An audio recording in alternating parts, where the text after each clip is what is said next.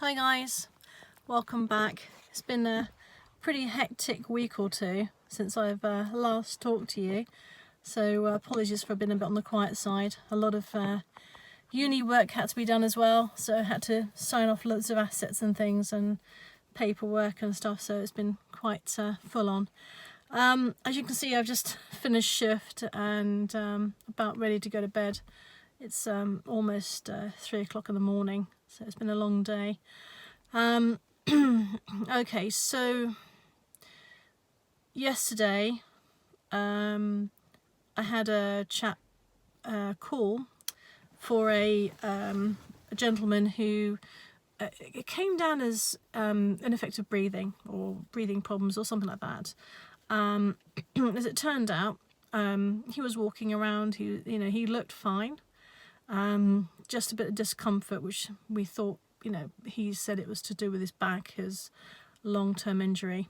And then he said he had like a slight niggling, not pain, but a sort of a niggling sort of pressure or a feeling just, in his chest area.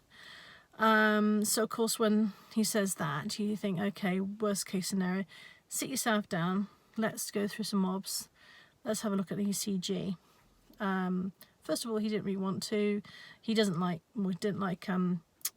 ambulances and doctors and hospitals, and I think he just had some kind of fear or worry about them in general, general. So you get this. You get sometimes patients who've never seen a doctor, haven't seen a doctor for over a year, and you get people who don't want to go to hospital or speak to a medical person for fear of whatever. Maybe they've had a bad experience, or they are worried what they could be finding, so anything like that. So this chap, you had to speak very gently with him and soothing, and just to try and lower his anxiety of, he just looked really agitated. And at the time, he, apart from being agitated, he looked well in himself.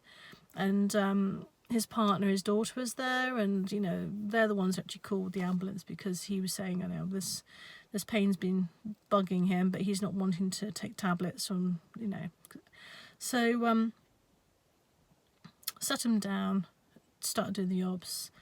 Didn't put the ECG on straight away because I, of course, didn't want to upset him or stress him out further. But I knew, because it's a potential pain in the chest, and it's the gold standard to always do an ECG.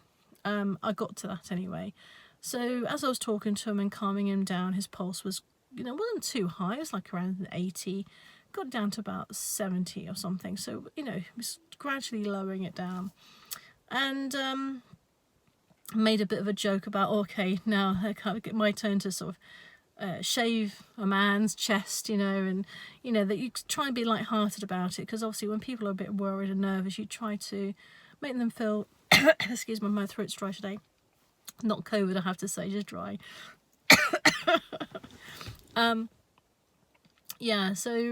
Just try to lighten the mood, because his partner was sort of pacing up and down a bit worried, and his daughter was obviously concerned. So I shaved him and put the dots on, and as my colleague was waiting for the ECG to come through, I did other obs on him, I think including a blood pressure check or something. Excuse me. And and then the words came out of my colleague's mouth as she sat down to him and said, "You're having a heart attack." And I looked up and thought, is she joking? Was it like some sort of, not, it was like a sick joke, but was it, are you sure? And he sort of looked at her and, oh, okay, you need to go now. Okay, go to hospital. Yes, you need to go to hospital now. So, and then I can see his anxiety coming up a bit more. So tried to talk him through and said, you know, we're not panicking. You don't need to panic. You know, if we stop panicking, you can panic. You know, to try to, again, keep the patient as quiet as possible. He wanted to get up and walk around. We said, no, please don't. You know, just relax and we'll get the bits and pieces ready. But we wanted to get going quickly. So I prepared the bags, got the out of the way, got to the vehicle. Excuse me. And put the heating on, got the stretcher ready, expecting to take a chair to pick him up, and he insisted on walking, which is fine. If they want to walk, they can. He had an underlying back problem as well, so he didn't like sitting down. So we got him into the ambulance. Set of ops happening. He was starting to profuse, you know, sweat. And start to feel a little bit nausea. This is quite common when you're having a heart attack. The nausea. He wasn't pale. He was quite sort of still quite good in colour, but there's something about him. As he originally was sitting down on the settee, you think, don't know what it is. I can't put my finger on it, but something's not right. Yeah, it's a very weird feeling. You can't put your finger on it until obviously the ECG comes through. Anyway, we whisked him over to the hospital. Blue lights, of course. He vomited a little bit en route. Not my driving, by the way.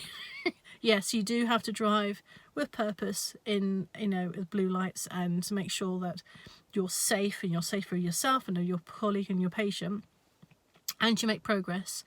But you don't have to go 100 miles an hour. You know, as long as you're making progress, you've got to be smooth and try and straighten the corners and that sort of thing.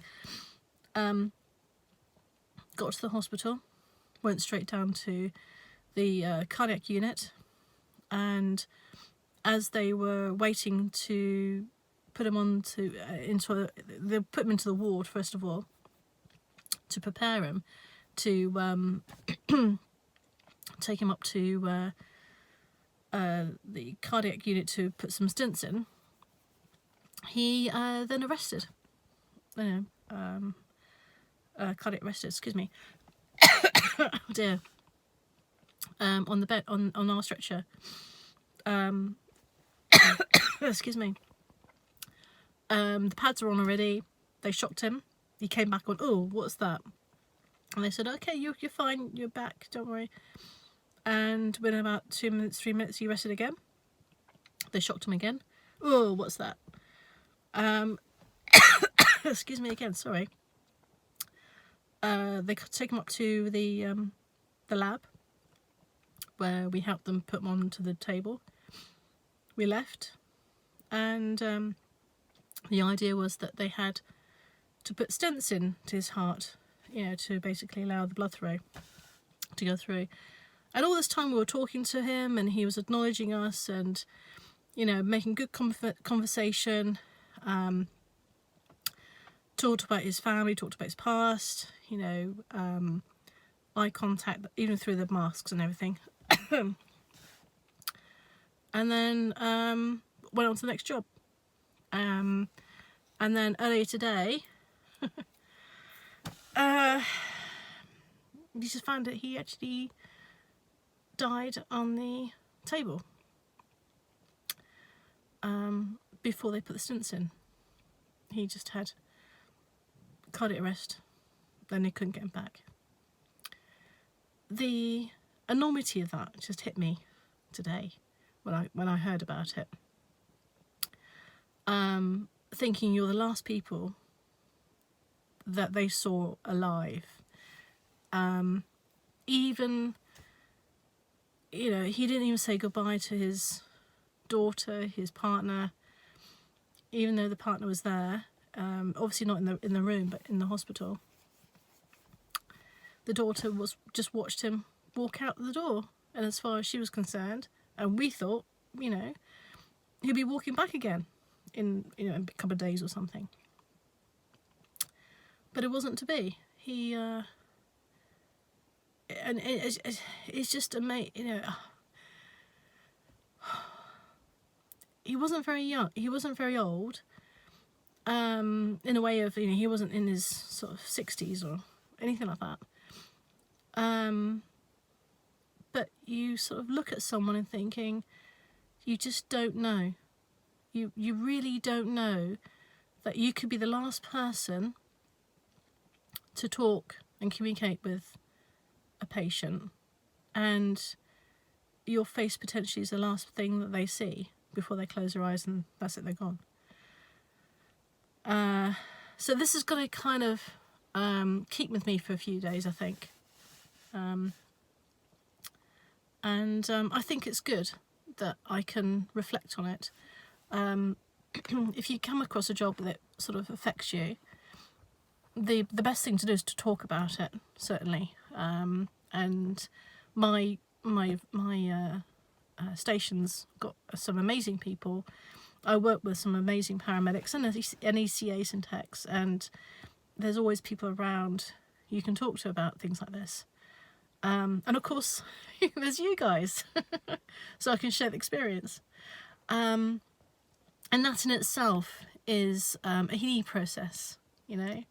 But I just wanted to show you the other side of things, the real other side of things, that, you know, you will go to a patient and it seems one thing, and all of a sudden one little bit of news and the whole world just drops out. And you go home and you're sad for them, but then you think, what about that family? You know, what about their daughter? What about their partner? And, you know, you've got Yuletide around the corner, and then New Year's. So you feel sad and upset, but how are they going to feel? You know, you've only known this patient for maybe 2 hours, made a connection with them and known something of them. But people who've known and loved him for many, many years, how are they going to feel? So, yeah, I feel that I'm quite empathetic with people.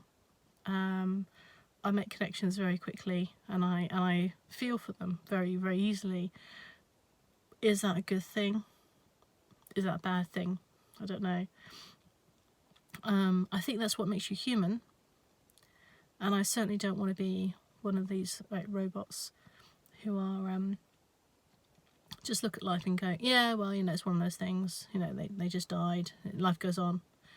And I don't want to ever feel that way, because to me that's not caring. That's not doing the job. That's just being a job. You know, I don't know if that makes sense.